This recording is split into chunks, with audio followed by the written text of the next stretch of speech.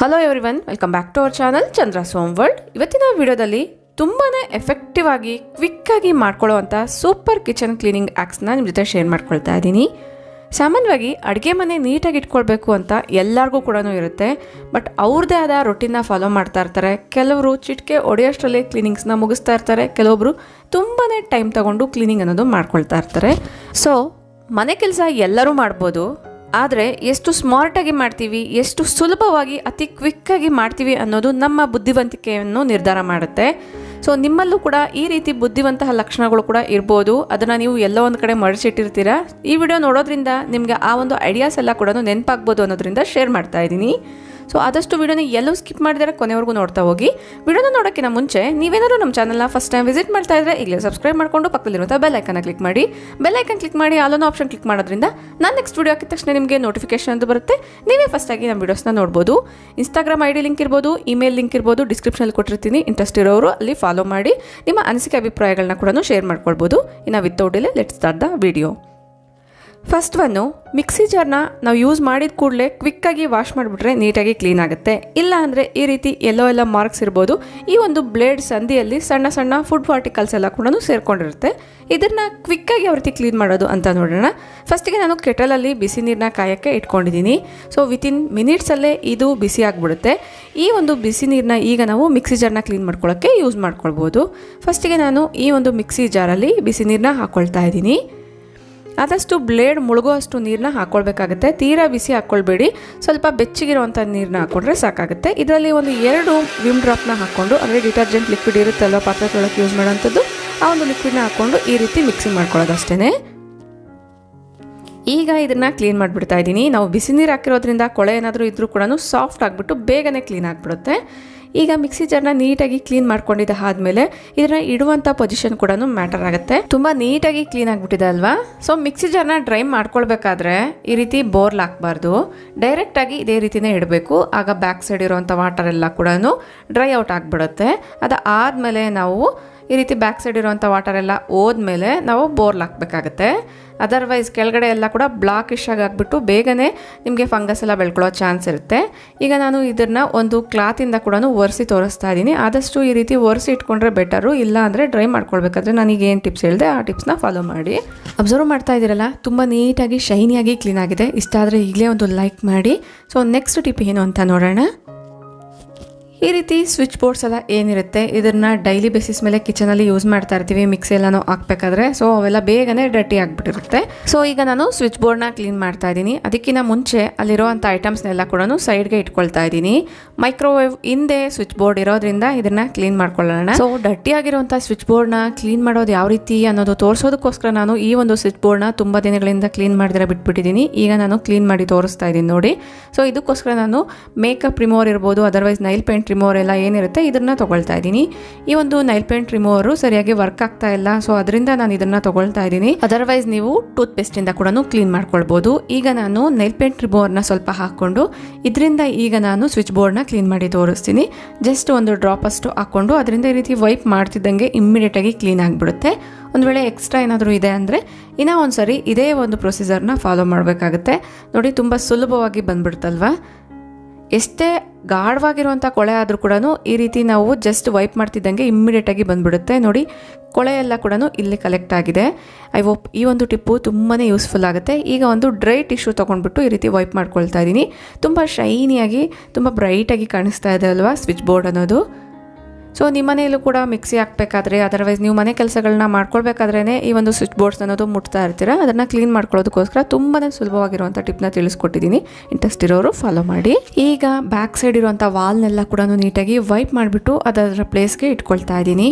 So ನಾವು ಈ ಕೆಲಸಗಳಿಂದ ತಪ್ಪಿಸ್ಕೊಳ್ಳೋಕ್ಕೆ ಸಾಧ್ಯನೇ ಇಲ್ಲ. ಸೊ ಆದಷ್ಟು ನಾವು ತಪ್ಪಿಸ್ಕೊಳ್ಳೋ ಬದಲಾಗಿ ಯಾವ ರೀತಿ ಸ್ಮಾರ್ಟಾಗಿ ಕ್ಲೀನ್ ಮಾಡ್ಕೊಳ್ಬೋದು ಅನ್ನೋದ್ರ ಕಡೆ ಗಮನ ವಹಿಸಿದ್ರೆ ನಮ್ಮ ಕೆಲಸಗಳನ್ನೋದು ತುಂಬಾ ಸುಲಭ ಆಗುತ್ತೆ. ಇಷ್ಟ ಆದರೆ ಈಗಲೇ ಒಂದು ಲೈಕ್ ಮಾಡಿ. ತುಂಬ ಜನ ಕೇಳ್ತಿರ್ತೀರಾ ಅಡುಗೆ ಎಲ್ಲನೂ ಮಾಡಿದಾದ್ಮೇಲೆ ನೀವು ಆ ಪಾತ್ರೆಗಳನ್ನ ಎಲ್ಲಿಡ್ತೀರಾ ಅಂತ. ಸೊ ಕಿಚನ್ಗೆ ಸಂಬಂಧಪಟ್ಟಿರುವಂತಹ ವಿಡಿಯೋನ ಶೇರ್ ಮಾಡಿದಾಗ ಪ್ರತಿ ಸರಿ ಕೂಡ ಆ ಒಂದು ಕಮೆಂಟ್ ಅನ್ನೋದು ಬರ್ತಾ ಇರುತ್ತೆ. ಅದಕ್ಕೋಸ್ಕರ ಶೇರ್ ಮಾಡ್ತಾ ಇದ್ದೀನಿ ನೋಡಿ. ನಾನಿಲ್ಲಿ ಈ ರೀತಿ ಒಂದು ಹಾಟ್ ಪಾಟ್ ಸ್ಟ್ಯಾಂಡ್ನ ಇಟ್ಕೊಂಡಿದ್ದೀನಿ. ಇದ್ರ ಮೇಲೇ ನಾನು ಅಡುಗೆ ಮಾಡಿ ಉಳಿದಿರುವಂತಹ ಎಲ್ಲ ಫುಡ್ ಐಟಮ್ಸ್ನ ಅದರ ಬೌಲಲ್ಲಿ ಹಾಕಿಬಿಟ್ಟು ಈ ರೀತಿಯಾಗಿ ಇಟ್ಕೊಂಡಿರ್ತೀನಿ. ನೋಡೋಕ್ಕೂ ಕೂಡ ತುಂಬ ನೀಟಾಗಿ ಕ್ಲೀನಾಗಿ ಕಾಣಿಸುತ್ತೆ ಅನ್ನೋದ್ರಿಂದ ಸ್ಟವ್ ಪಕ್ಕದಲ್ಲೇ ಇದನ್ನು ನಾನು ಈ ರೀತಿ ಇಟ್ಕೊಂಡಿರ್ತೀನಿ. ನೆಕ್ಸ್ಟ್ ಒನ್ನು, ಪಾತ್ರೆಗಳನ್ನ ತೊಳೆದಿದ್ದಾದಮೇಲೆ ಈ ರೀತಿ ಬಾಸ್ಕೆಟಲ್ಲಿ ಹಾಕ್ತಾ ಇರ್ತೀವಿ, ನೀರೆಲ್ಲ ಪೂರ್ತಿ ಡ್ರೈ ಆಗಲಿ ಅನ್ನೋದ್ರಿಂದ. ಬಟ್ ಡೈರೆಕ್ಟಾಗಿ ಈ ರೀತಿ ಇಟ್ಟಾಗ ಆ ಗ್ರಾನೈಟ್ ಏನಿರುತ್ತೆ, ಕೆಳಗಡೆ ಇರುವಂಥ ಗ್ರಾನೈಟು, ಅದ್ರ ಮೇಲೆ ಹಾರ್ಡ್ ವಾಟರ್ ಪ್ರಾಬ್ಲಮಿಂದ ತುಂಬಾ ಡಲ್ಲಾಗಿ ಒಂದು ರೀತಿ ಪ್ಯಾಚಿಯಾಗಿ ಮಾರ್ಕ್ಸ್ ಎಲ್ಲನೂ ಆಗ್ತಾ ಇರುತ್ತೆ. ಇದನ್ನು ಅವಾಯ್ಡ್ ಮಾಡೋದಕ್ಕೋಸ್ಕರ ಈ ಟಿಪ್ನ ಫಾಲೋ ಮಾಡ್ಬೋದು. ಈಗಾಗಲೇ ನಮ್ಮ ಚಾನಲ್ ಸ್ಟಾರ್ಟಿಂಗಲ್ಲಿ ಈ ಟಿಪ್ನ ತಿಳಿಸ್ಕೊಟ್ಟಿದ್ದೀನಿ. ಈಗ ತುಂಬ ಜನ ನಮ್ಮ ಫ್ಯಾಮಿಲಿ ಮೆಂಬರ್ಸ್ ಆಗಿರೋದ್ರಿಂದ ಅವ್ರಿಗೋಸ್ಕರ ಯೂಸ್ಫುಲ್ ಆಗುತ್ತೆ ಅನ್ನೋದ್ರಿಂದ ಶೇರ್ ಮಾಡ್ತಾ ಇದ್ದೀನಿ. ನಾನಿಲ್ಲಿ 2 ಟಿಪ್ನ ತಿಳಿಸ್ಕೊಡ್ತಾ ಇದ್ದೀನಿ. ಆದಷ್ಟು ನೀವೇನಾದರೂ ಹೊಸದಾಗಿ ಮನೆ ಕಟ್ಟಿಸ್ಕೊಳ್ತಾ ಇದ್ರೆ ಸಿಂಕ್ನ ತಗೊಳ್ಬೇಕಾದ್ರೆ ಈ ರೀತಿ ನಿಮಗೆ ಸೈಡಲ್ಲಿ ಇದು ಏನಿದೆ ಲೈನ್ಸ್ ಎಲ್ಲ ಇರುತ್ತಲ್ಲ, ಇದ್ರ ಮೇಲೆ ನಾವು ಬಾಸ್ಕೆಟ್ನ ಇಟ್ಟಾಗ ವಾಟರ್ ಎಲ್ಲ ಕೂಡ ಈಸಿಯಾಗಿ ಸಿಂಕ್ ಒಳಗಡೆ ಬಿದ್ದುಬಿಡುತ್ತೆ. ಸೊ ಏರಿಯಾ ಕೂಡ ಮೆಸ್ಸಿ ಆಗದಿರ ಇರುತ್ತೆ. ನೋಡ್ತಾ ಇದ್ದೀರಲ್ವಾ, ಇದರಲ್ಲಿರುವಂಥ ವಾಟರ್ ಎಲ್ಲ ಕೂಡ ಡ್ರಾಪ್ ಎಲ್ಲ ಬಂದ್ಬಿಟ್ಟು ಸಿಂಕ್ ಒಳಗಡೆ ಬಂದ್ಬಿಡುತ್ತೆ. ಸೊ ಆಗ ನಮಗೆ ಯಾವುದೇ ರೀತಿ ಪ್ರಾಬ್ಲಮ್ ಆಗಲ್ಲ. ಅದರ್ವೈಸ್ ಇನ್ನೊಂದು ಟಿಪ್ನ ಕೂಡ ನೀವು ಫಾಲೋ ಮಾಡ್ಬೋದು. ಈ ರೀತಿ ಡ್ರೈಯಿಂಗ್ ಮ್ಯಾಟ್ಸ್ ಅನ್ನೋದು ಸಿಗುತ್ತೆ, ತುಂಬ ಕಂಪ್ನಿಗಳಲ್ಲಿ ಸಿಗ್ಬೋದು. ನಾನು ಇದನ್ನು ಐಕಿಯಾದಲ್ಲಿ ಅಮೆಝಾನಲ್ಲಿ ಬೈ ಮಾಡಿದ್ದೀನಿ. ಸೊ ಐಕಿಯಾ ಕಂಪ್ನಿದಿದು. ಇದು ಈ ರೀತಿಯಾಗಿರುವಂಥದ್ದು 2 ಬರುತ್ತೆ. ಒಂದೇನಾದರೂ ಒಣಗಕ್ಕೆ ಹಾಕಿದ್ರು ಕೂಡ ಇನ್ನೊಂದನ್ನು ಯೂಸ್ಫುಲ್ ಮಾಡ್ಕೊಳ್ಬೋದು. ಇದ್ರ ಮೇಲೆ ಇಡೋದ್ರಿಂದ ವಾಟರ್ ಎಷ್ಟೇ ಇದ್ರೂ ಕೂಡ ಆ ಒಂದು ಮ್ಯಾಟ್ ಅನ್ನೋದು ಅಬ್ಸರ್ವ್ ಮಾಡ್ಕೊಳ್ಳುತ್ತೆ. ಈ ರೀತಿ ನಾವು ಪಾತ್ರೆ ತೊಳೆದಿರೋ ಪ್ರತಿ ಸರಿ ಕೂಡ ಸ್ವಲ್ಪ ಆದರೂ ವಾಟರ್ ಅನ್ನೋದು ಆ ಒಂದು ಬಾಸ್ಕೆಟಲ್ಲಿ ಬೀಳ್ತಾ ಇರುತ್ತೆ ಅಲ್ವಾ, ಆ ವಾಟರ್ ಎಲ್ಲ ಕೂಡ ಕೆಳಗಡೆ ಎಲ್ಲನೂ ಬೀಳ್ದಿರ ಡೈರೆಕ್ಟಾಗಿ ಆ ಒಂದು ಮ್ಯಾಟ್ ಮೇಲೆ ಬೀಳೋದ್ರಿಂದ ಮ್ಯಾಟ್ ಈಸಿಯಾಗಿ ಅಬ್ಸರ್ವ್ ಮಾಡ್ಕೊಳ್ಳುತ್ತೆ.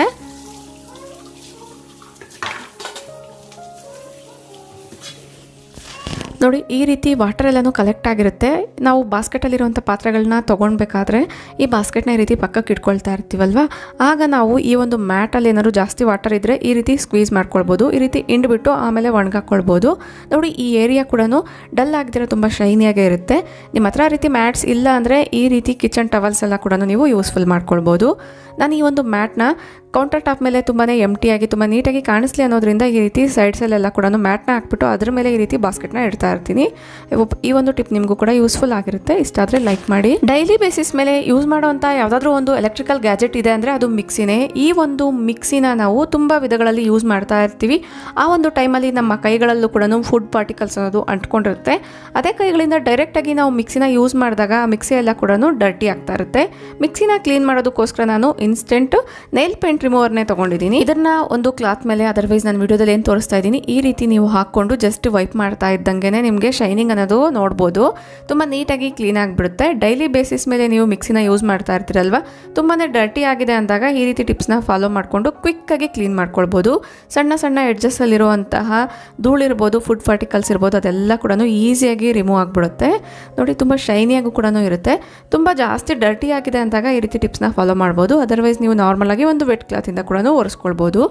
ಎಷ್ಟೇ ಕೊಳೆ ಇದ್ರೂ ಕೂಡ ಈ ರೀತಿ ಕ್ಲೀನ್ ಮಾಡೋದ್ರಿಂದ ಮಿಕ್ಸಿ ಅನ್ನೋದು ತುಂಬ ನೀಟಾಗಿ ಬೇಗ ಕ್ಲೀನ್ ಆಗಿಬಿಡುತ್ತೆ. ವೈರ್ನ ಕೂಡ ನಾನು ಇದೇ ರೀತಿಯೇ ಕ್ಲೀನ್ ಮಾಡ್ಕೊಳ್ತಾ ಇದ್ದೀನಿ. ಕ್ಲೀನ್ ಎಲ್ಲ ಆದಮೇಲೆ ಯಾವ ರೀತಿ ಕಾಣಿಸ್ತಾ ಇದೆ ಅಂತ ನೀವು ಇಲ್ಲಿ ಅಬ್ಸರ್ವ್ ಮಾಡ್ಬೋದು. ತುಂಬ ನೀಟಾಗಿ ಶೈನಿಯಾಗೂ ಕೂಡ ಕಾಣಿಸ್ತಾ ಇರುತ್ತೆ. ಇಂಟ್ರೆಸ್ಟ್ ಇರೋರು ಡೆಫಿನೆಟ್ಲಿ ಟ್ರೈ ಇಟ್ ಅಂತಲೇ ಹೇಳ್ತೀನಿ.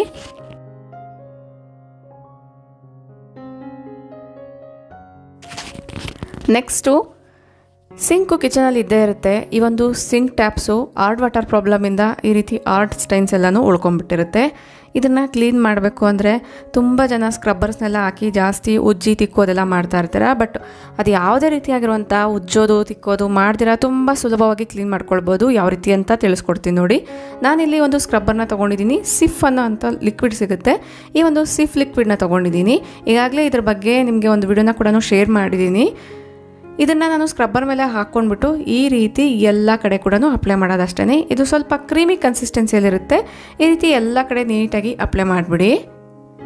ಈ ರೀತಿ ಅಪ್ಲೈ ಮಾಡಿ ಒಂದು 5 ನಿಮಿಷ ಬಿಟ್ಬಿಡ್ಬೇಕಾಗುತ್ತೆ. 5 ನಿಮಿಷ ಆದಮೇಲೆ ಇದೆಲ್ಲನೂ ಡ್ರೈ ಆಗಿಬಿಟ್ಟಿರುತ್ತೆ. ಸೇಮ್ ಸ್ಕ್ರಬ್ಬರಿಂದನೇ ಒಂದು ಸರಿ ಮತ್ತೆ ನೀವು ಅಪ್ಲೈ ಮಾಡಿರೋ ರೀತಿಯಲ್ಲಿ ಈ ರೀತಿ ಮಾಡಿ, ಆಗ ಬೇಗನೆ ಸಾಫ್ಟ್ ಆಗಿಬಿಡುತ್ತೆ. ನಾವು ವಾಟರ್ ಹಾಕಿದ ಕೂಡಲೇ ಇಮ್ಮಿಡಿಯೇಟಾಗಿ ಆ ಮಾರ್ಕ್ಸ್ ಅನ್ನೋದೆಲ್ಲ ಕೂಡ ಹೋಗ್ಬಿಡುತ್ತೆ.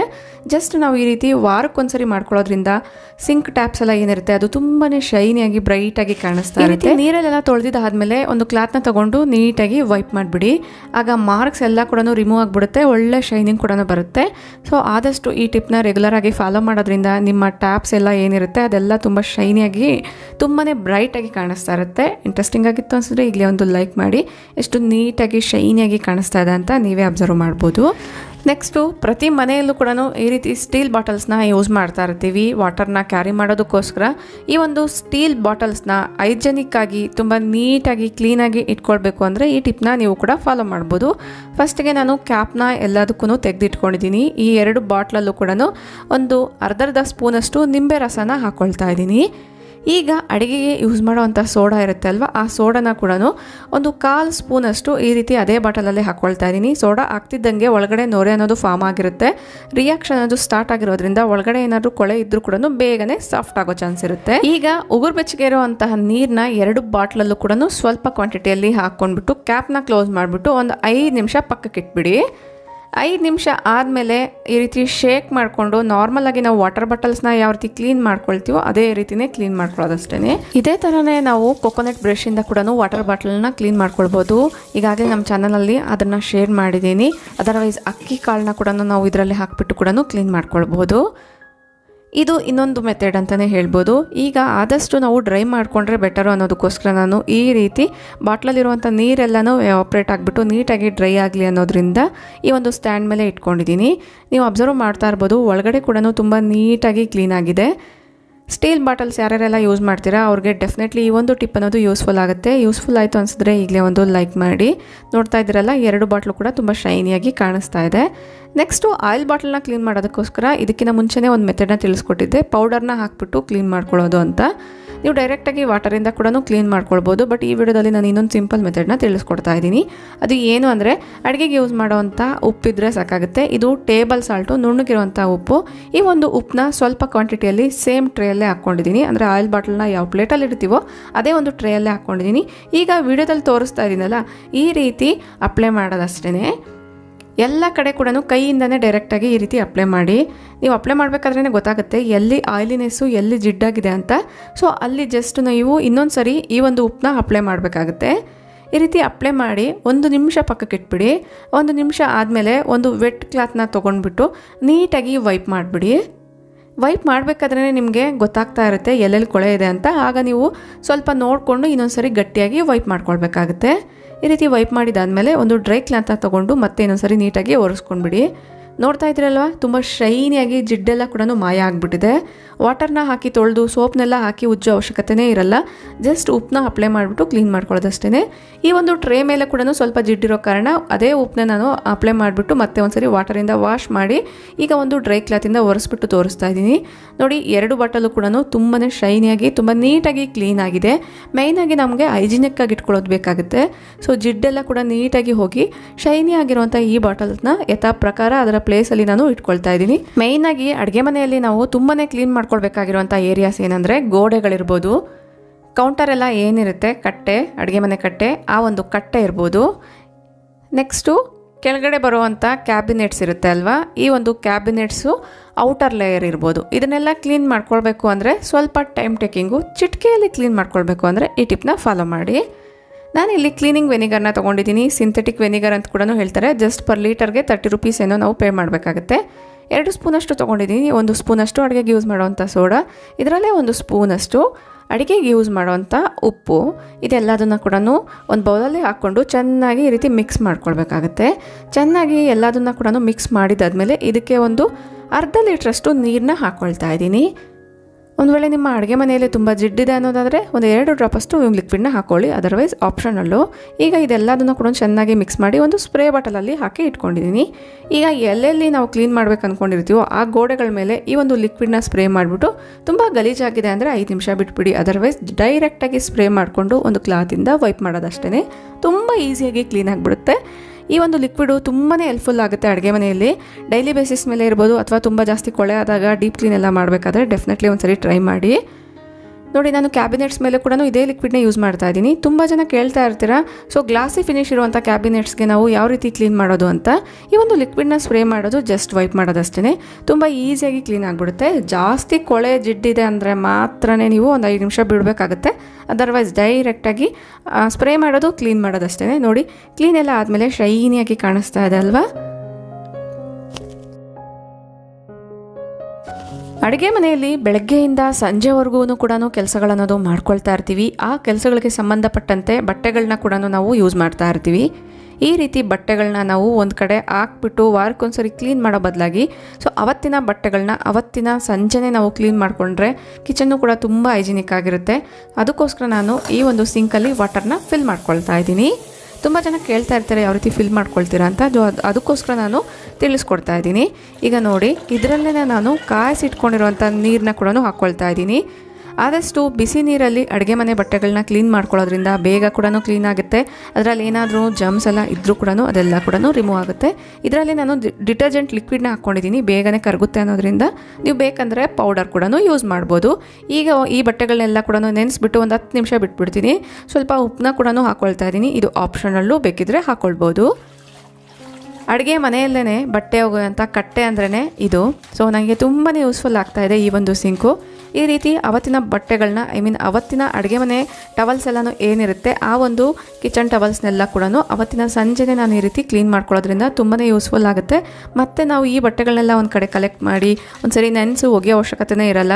ತುಂಬ ಸುಲಭವಾಗಿ ಇದೇ ರೀತಿಯೇ ಅವತ್ತಿನ ಸಂಜೆನೇ ನಾನು ಅವತ್ತಿನ ಕಿಚನ್ ಟವಲ್ಸ್ನ ಕ್ಲೀನ್ ಮಾಡ್ಕೊಂಡ್ಬಿಡ್ಬೋದು. ತುಂಬ ಜನ ಕೇಳೋವಂಥ ಒಂದು ಕ್ವಶನ್ನು, ಕಿಚನ್ ಎಷ್ಟೇ ನೀಟಾಗಿದ್ರೂ ಕೂಡ ಜಿರಳೆಗಳು, ಸಣ್ಣ ಸಣ್ಣ ಹುಳಗಳೆಲ್ಲ ಕೂಡ ಜಾಸ್ತಿ ಆಗಿಬಿಟ್ಟಿದೆ ಅಂತ. ಆದಷ್ಟು ಕಿಚನಲ್ಲಿ ಯೂಸ್ ಮಾಡೋವಂಥ ಬಟ್ಟೆಗಳನ್ನ ಕೂಡ ನೀಟಾಗಿ ಇಟ್ಕೊಳ್ಬೇಕಾಗುತ್ತೆ. ನೋಡಿ ನೀರು ಎಷ್ಟೊಂದು ಡರ್ಟಿ ಆಗಿದೆ ಅಂತ. ಈಗ ನಾನು ಈ ಬಟ್ಟೆಗಳನ್ನೆಲ್ಲ ಕೂಡ ಒಣಗಾಕಕ್ಕೆ ಇಡ್ತಾ ಇದ್ದೀನಿ. ನಾನಿಲ್ಲಿ ಸಂಜೆ ಟೈಮಲ್ಲಿ ಮಾಡ್ತಾ ಇರೋದ್ರಿಂದ ನಿಮಗೆ ಸ್ವಲ್ಪ ಬೆಳಕು ಕಾಣಿಸ್ಬೋದು. ಆದಷ್ಟು ನೈಟಲ್ಲೂ ಕೂಡ ಈ ಒಂದು ರೊಟ್ಟಿನ ನೀವು ಫಾಲೋ ಮಾಡ್ಬೋದು. ನೋಡಿದ್ರಲ್ವಾ ಫ್ರೆಂಡ್ಸ್, ಗಂಟೆಗಳಲ್ಲಿ ಮಾಡ್ಕೊಳ್ಳೋವಂಥ ಕೆಲಸಗಳು ನಮ್ಮ ಬುದ್ಧಿವಂತಿಕೆಯಿಂದ ನಿಮಿಷಗಳಲ್ಲಿ ಯಾವ ರೀತಿ ಮಾಡ್ಕೊಳ್ಬೋದು ಅಂತ. ಐ ಹೋಪ್ ಈ ಒಂದು ವಿಡಿಯೋ ನೋಡೋದ್ರಿಂದ ನಿಮಗೂ ಕೂಡ ಕ್ವಿಕ್ಕಾಗಿ ಯಾವ ರೀತಿ ಕೆಲಸಗಳು ಮಾಡ್ಕೊಳ್ಬೋದು ಅನ್ನೋದು ಐಡಿಯಾ ಸಿಕ್ಕಿರುತ್ತೆ ಅಂತ ಅಂದ್ಕೊಂಡಿದ್ದೀನಿ. ಈ ವಿಡಿಯೋನ ನಾನು ಇಲ್ಲಿಗೆ ಎಂಡ್ ಮಾಡ್ತಾ ಇದ್ದೀನಿ ಫ್ರೆಂಡ್ಸ್. ಈ ವಿಡಿಯೋ ನಿಮ್ಮೆಲ್ಲರಿಗೂ ಕೂಡ ಯೂಸ್ಫುಲ್ ಆಗುತ್ತೆ, ಇಂಟ್ರೆಸ್ಟಿಂಗ್ ಆಗಿರುತ್ತೆ ಅನ್ನೋದ್ರಿಂದ ಶೇರ್ ಮಾಡಿದ್ದೀನಿ. ಯೂಸ್ಫುಲ್ ಆಯಿತು ಅನಿಸಿದ್ರೆ ಈಗಲೇ ಒಂದು ಲೈಕ್ ಮಾಡಿ, ನಿಮ್ಮ ಫ್ರೆಂಡ್ಸ್ ಆ್ಯಂಡ್ ಫ್ಯಾಮಿಲಿ ಜೊತೆಗೂ ಶೇರ್ ಮಾಡಿ.